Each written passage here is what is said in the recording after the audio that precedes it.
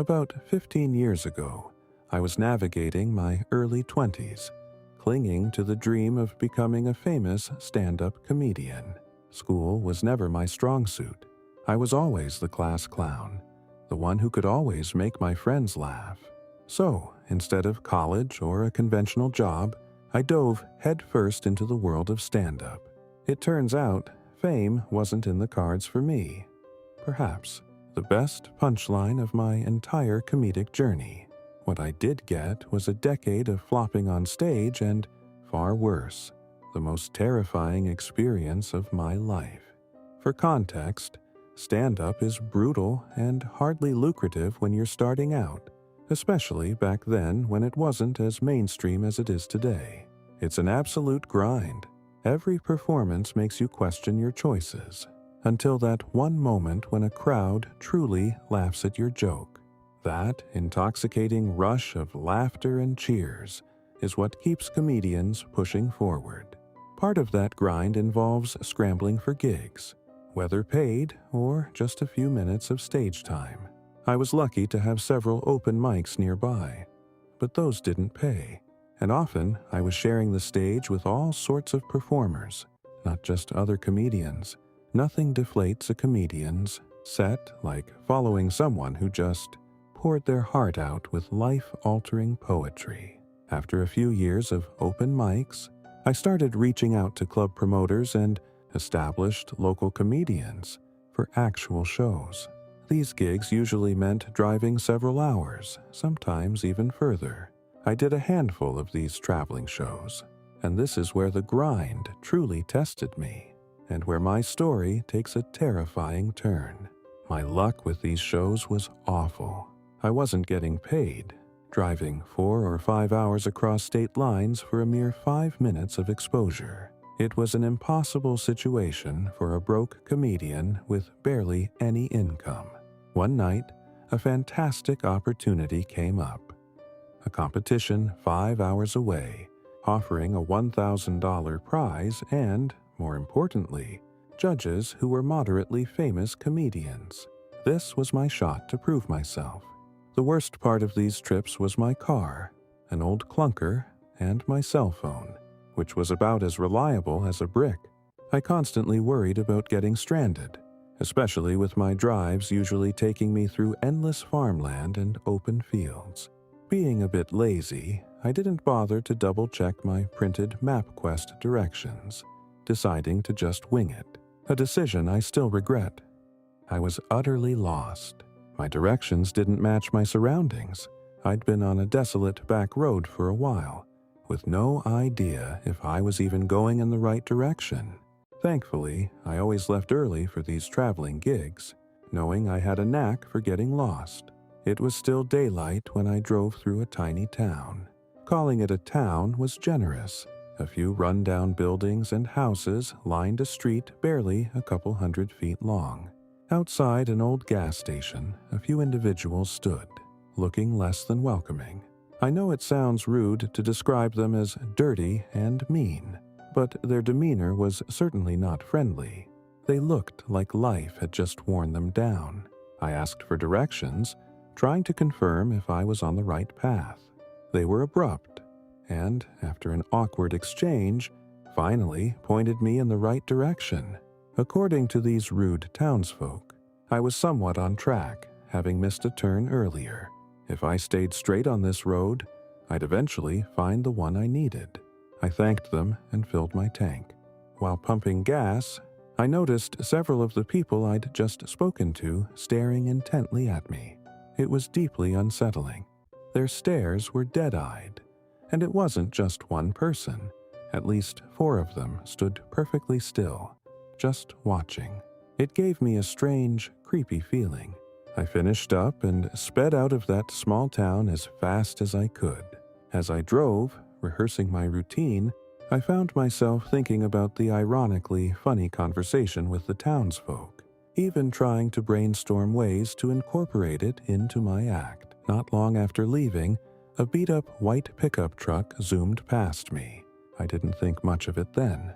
It was dusk, and I'd been driving for almost an hour since leaving the town. All that surrounded me were dense trees on both sides of the road. That familiar gut feeling of being lost returned. Then, a loud sound erupted from under my car, and I started losing control. I knew instantly what had happened. A flat tire. I pulled over to inspect the damage.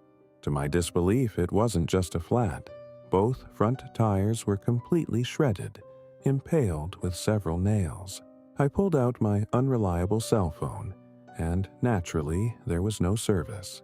I tried calling a tow truck, but I had no idea where I was or what road I was on. I hung up, and instead of panicking, I found myself getting angry about missing the show. My priorities were all wrong. I decided to call a friend, describing everything I remembered about the drive, including the small town and the gas station.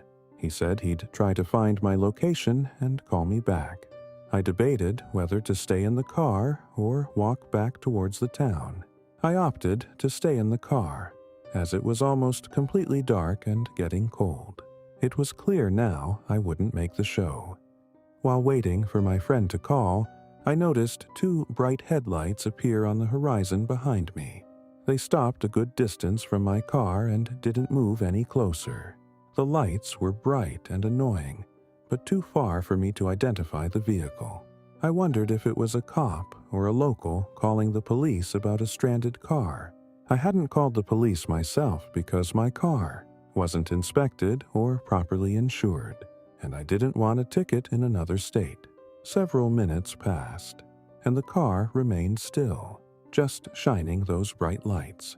After about 5 minutes, the bright lights began to inch closer, slowly moving towards the back of my car. Simultaneously, 2 more lights appeared in front of me, rapidly approaching. The loud vehicle in front stopped inches from my bumper. The car behind me also pulled directly behind, and I still couldn't make out who it was. As I strained my eyes against the bright lights in my rearview mirror, I noticed the doors of the vehicle in front open. That's when I saw it. A white pickup truck, the same beat-up one from earlier. Before I could react, there was a loud bang on my driver's window. To my horror, it was the rude man from the gas station. Panic set in as he aggressively tried to open my locked door, then started pounding on the window. I wasn't sure how much longer it would hold. Simultaneously, another man from the truck made his way to the passenger side and began aggressively trying to open that door too. I yelled at them to stop, but they seemed oblivious, just grunting and smashing at the doors. The man on the driver's side paused his assault for a moment, just standing there, staring directly at me with those vacant, dead-eyed stares from the gas station. I cannot adequately describe the terror of that moment. Without warning, he began to scream. Not a normal scream, but a primal howl. Something in me snapped. I decided my only option was to get out and run. I shoved the door open with all my might, thankfully knocking the man over. I sprinted into the woods, but instead of blindly running deeper into the pitch-black forest, I dove to the ground just a few feet in. My hope was they'd think I'd gone further, and mercifully, that's exactly what happened. Moments later, I heard the footsteps of several people running past me. Once I was sure they had all gone, I quietly got up and ran back to my car. Surprisingly, my backpack and cell phone were still inside.